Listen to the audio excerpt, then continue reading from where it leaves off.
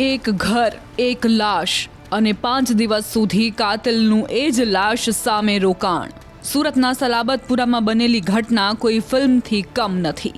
જી હા, હચમચાવી નાખતા આ બનાવમાં ખુદ પતિએ જ પત્નીની ઘાતકી રીતે હત્યા કરી નાખતા હડકંપ મચ્યો છે. પરંતુ અસલી ખેલ તો હત્યા બાદ શરૂ થયો. પાપ છુપાવવા માટે કાતિલ પતિએ દ્રશ્યમ ફિલ્મ જેવું શાતિર મગજ દોડાવ્યું. પત્નીની લાશને લાકડાની પેટીમાં પૂરી તેની પર સિમેન્ટનો જાડો થર ચડાવી દીધો, જેથી દુર્ગંધ ન આવે અને કોઈને શંકા પણ ન જાય. હદ તો ત્યારે થઈ જ્યારે આ નિર્દયી પતિ 5 દિવસ સુધી એ જ ઘરમાં લાશ સાથે રહ્યો અને બહાર દુનિયા સામે પત્ની ગુમ થયાનું નાટક કરતો રહ્યો. પણ કહેવાય છે ને, પાપનો ઘડો એક દિવસ ભરાય છે. 25 એપ્રિલે કાતિલ પતિએ પોતાના 13 વર્ષના પુત્રને એક ચિઠ્ઠી આપી અને અંધારામાં ગાયબ થઈ ગયો. એ ચિઠ્ઠી જેણે સુરત પોલીસના પણ હોશ ઉડાવી દીધા. જેમાં લખ્યું હતું પત્નીના મોતના મલાજાનું રહસ્ય. પોલીસે જ્યારે મકાનનું તાળું તોડી પેટીમાંથી સિમેન્ટ હટાવ્યો ત્યારે સામે આવ્યું કાળજું કંપાવી દે તેવું દ્રશ્ય. 16 વર્ષના લગ્ન જીવનનો અંત લોહીથી ખરડાયેલી પેટીમાં આવ્યો છે.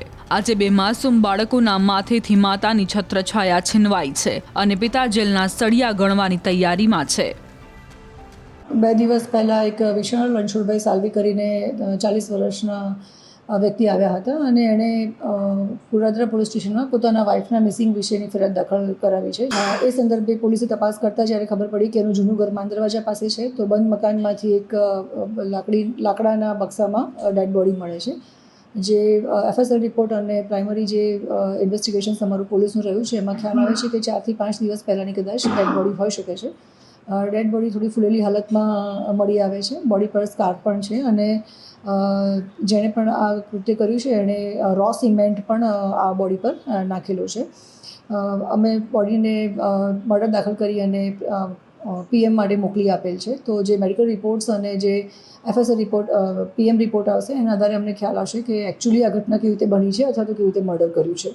સુરતના સલાબતપુરા વિસ્તારમાં પતિ દ્વારા પત્નીની હત્યાની એક એવી ઘટના સામે આવી છે તે જોઈને ભલભલા ચોંકી ઉઠ્યા છે. સુરતના ડિંડોલી વિસ્તારમાં રહેતા પતિ પત્ની મૂળ પરપ્રાંતના છે અને ખાસ કરીને પતિને પત્ની ઉપર પ્રેમ સંબંધની આશંકા હતી, જેને લઈને 20 તારીખે તે સુરતના સલાબતપુરા વિસ્તારમાં એક ખુલ્લી જગ્યામાં આવેલું આ મકાન છે, જૂના મકાનમાં લાવે છે, તેની હત્યા કરી નાખે છે. લાકડાની પેટીમાં તેની લાશ મૂકી તેના ઉપર સિમેન્ટ કોન્ક્રીટનો ખોલ છે તે નાખી તે બોક્સ પેક કરી દે છે. ત્યારબાદ તેનું પરિવાર સુરત પહોંચે છે, તેને ફોન કરે છે. સંપર્ક ન થતાં તે આવે છે અને પોતાની પત્નીનું શિલ્પા નામ છે કે જેના ગુમ થયાની ફરિયાદ નોંધાવે છે. જોકે પોલીસ દ્વારા જે રીતે તપાસ શરૂ કરવામાં આવતા પતિ વિશાલ ગભરાઈ જાય છે અને 25 તારીખની પહેલાં પોતાના પુત્રને એક ચિઠ્ઠી આપે છે, જેમાં પોતાની પત્ની શિલ્પાની હત્યા કર્યા હોવાની વિગત હોય છે અને તેને જે જગ્યા પર રાખી છે એ જગ્યાનું એડ્રેસ આપવામાં આવે છે. સમગ્ર ઘટના સામે આવતા પોલીસ એ જગ્યા પર પહોંચે છે. 25 તારીખે પત્ની શિલ્પાની મૃતદેહ કબજે કરવામાં આવે છે. ત્યારબાદ તપાસ શરૂ કરવામાં આવે છે અને ગણતરીના કલાકોમાં પતિ વિશાલની ધરપકડ કરવામાં આવે છે. પત્નીના અન્ય કોઈ વ્યક્તિ સાથે પ્રેમ સંબંધ હોવાની આશંકામાં પતિ દ્વારા તેની નિર્મમ હત્યા કરવામાં આવે છે. એટલે કે ડિંડોલી વિસ્તારમાં રહે છે અને સુરતના સલાબતપુરા વિસ્તારમાં આ જે મકાન છે, મકાનમાં લાવી તેની હત્યા કર્યા બાદ તેને એક બોક્સમાં મૂકી તેના પર સિમેન્ટ નાખી દેવામાં આવે છે. જો કે ઘટના સામે આવતા એક સમય માટે પોલીસ ચોંકી ઉઠી છે. પતિ વિશાલની ધરપકડ કરવામાં આવી છે, તેની પૂછપરછ શરૂ કરવામાં આવી છે.